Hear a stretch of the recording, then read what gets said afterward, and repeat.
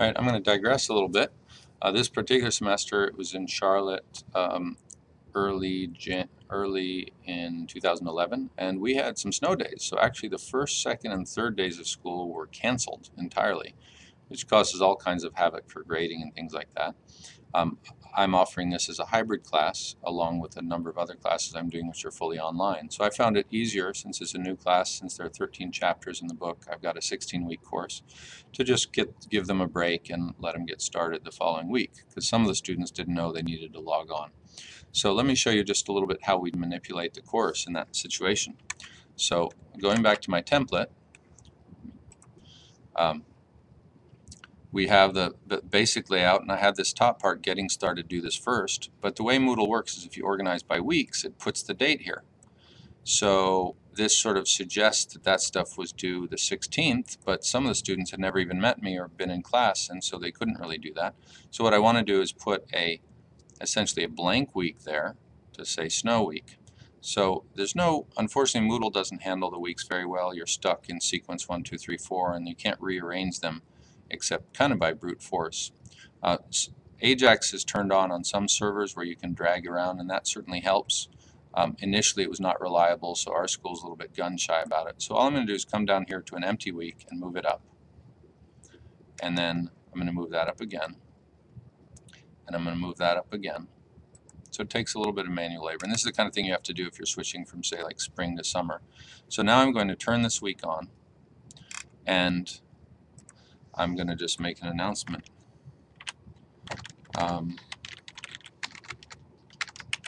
Monday, Tuesday, and Wednesday classes were canceled because of snow. So the first week, I'm not even sure how I want to phrase it.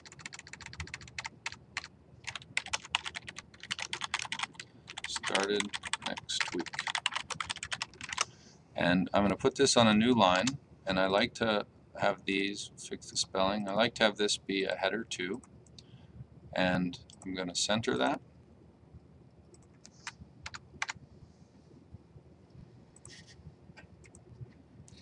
And we'll just leave that. I don't want to make it red because that week is gone. I don't want to confuse people. Gone, rather. So now this is the current week, and the chapter 1 stuff I was mucking around with needs to move up. So now we have, and I'll hide this for now, now we have the beginnings of a good solid week 1. And this is week 0, if you will. So we can refer to weeks as 1 or 2 or 3 or something like that. In this case, we have the dates there. I'm going to pretty much go by chapters and probably not refer to weeks, although the section links here just use numbers. So number 1 is this first part, number 2 is this part, number 3, and so on. And some of the websites with Moodle that I've worked on, they have this cool link for the sections that actually takes the title of each section and puts it in a sort of table of contents. We do not have that installed in this case, so I'm not using that, but you might want to look out for that.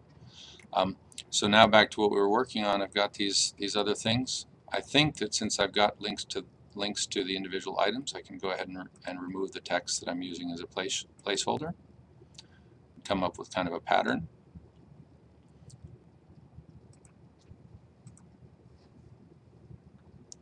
And I still have to link to the sound bites, which are another web resource, and I can actually very easily go link to the chapter. So we'll go to chapter 1, copy that address, come back to the course.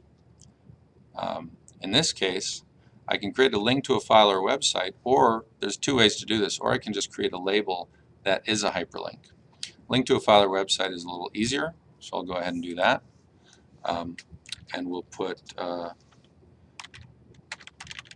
chapter 1 online resources. I'll copy that. Since I copy, I lost the other thing I'd copied, which is the chapter. Go back and copy that again, paste it